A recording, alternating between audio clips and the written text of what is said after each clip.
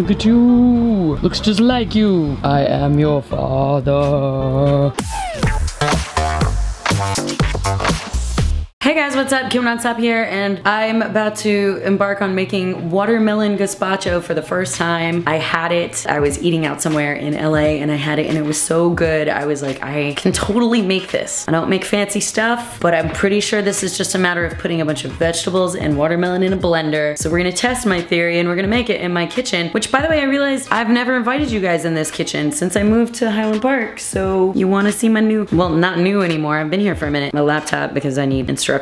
I'm soaking some beans back there, and this is my kitchen. It's so pretty and sunny. Of course, we don't have all the dishes done, but that's fine. Voila. Looks like children live here, but they don't. It's just us. Let's get to cooking, shall we? Actually, I should say blending, because there is absolutely no heat being used in this recipe. And yes, I know it's like fall for most of you guys, but it's still summer in LA. If you just want something refreshing and light for dinner and something kind of gourmet tasting, but not super caloric, this is perfect for that, no matter what season. All right, so I have all of my ingredients, which is basically looks like a co-op box from the farmer's market. I just realized that it said seedless watermelon on the directions, and pretty sure I didn't get seedless watermelon, but I figure that's like, what, extra fiber? It's fine. Oh no, I'm gonna grow a watermelon tree in my belly. It said avocado is optional, but you know, I love me some avocado, so I'm gonna put in it. Yeah, I'm just gonna start throwing things in a blender, like chopping them to like a decent size and then just chucking them in the Vitamix. My roommate has a Vitamix and she said I could use it because I'm gonna feed her. You can also use a food processor, or you can use a blender, whatever works for you to make soup with. Do it. There's no right or wrong way. Let's get to chopping, shall we?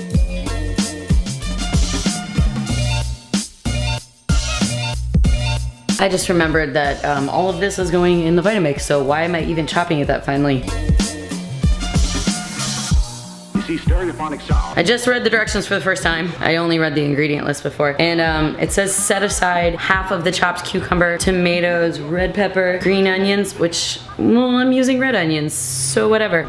You set it aside so that you can stir it into the soup after you blend it. I assume so that you can have some like chunky bits and texture rather than just drinking something that tastes like baby food. I'm gonna finely chop some of these vegetables and set them aside and not put them in the blender. This is an argument for the food processor. People always say use a Vitamix, and I'm like, you know what? The food processor is great because it does the chopping and the pureeing, but I've already committed to using the Vitamix today, so.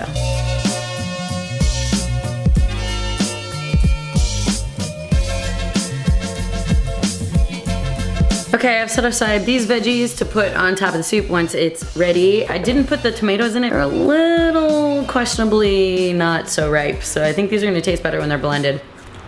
I don't know, maybe I'll chop those. And I'm going against the recipe and I'm gonna chop some carrots and put those on top. Flying by the seat of my pants here. So this is looking good. This is what I've got so far. I got the tomatoes, the onions, and the cucumbers, and I'm about to cut open this watermelon. I'm almost certain it's not seedless, but let's get weird. Also, a pro tip for all your vegetable refuse. If you have any kind of compost in your area, we put our vegetable compost, all our food compost, in a bag in the freezer because it keeps it from getting stinky and moldy, and then we put it on the curb on trash day. Now for the moment of truth. Oh yeah, nice and juicy. Wrestling with the watermelon.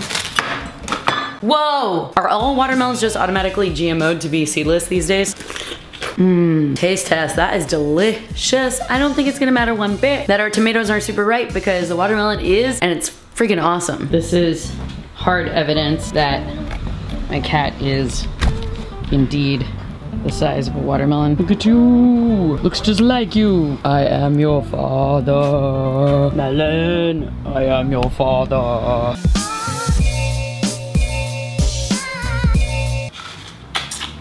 Some for me, some for the soup. I don't like wasting, so I'm wondering if I can stick the watermelon rind in there. So it said 4 tablespoons of red wine vinegar, but I went with apple cider vinegar and I just kind of eyeballed it. And 2 tablespoons of olive oil, but I love olive oil, so I'm just gonna let this one ride for a minute. And then I'm gonna turn this thing on and see what happens. And I'll just stick the lid on. I don't really know anything about these things other than they blend stuff, right? Which, so that looks like soup, doesn't it? That's a soup setting if I ever saw one.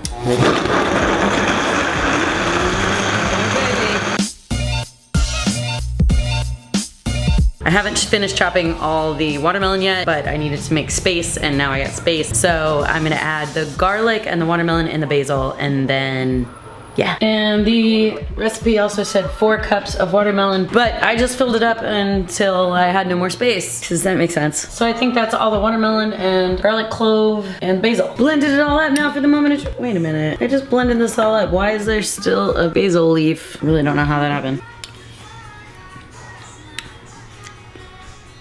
It's really good. It's really watery. I can totally see why the instructions say to leave aside some chopped veggies, because the watermelon, you know, just kind of basically purees to like such a liquid. It doesn't really taste like there's a lot of thickness to it. I think once I add all the veggies, that's gonna make a big difference, big difference. I'm gonna chop some carrots and put all that stuff in there.